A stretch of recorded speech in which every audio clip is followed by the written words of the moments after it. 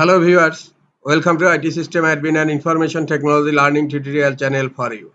Today in this tutorial I am going to show you how to turn off automatically download manufacturers apps and custom icons on Windows 10 computer.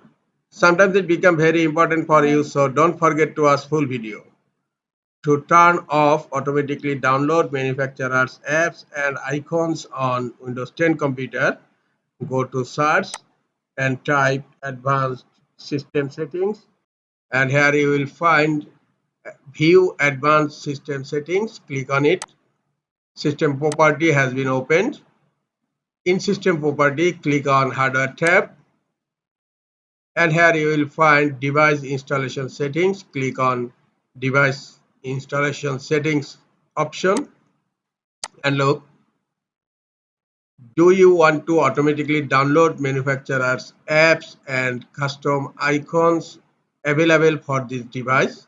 And now yes is selected. Just click on no and then click on save changes.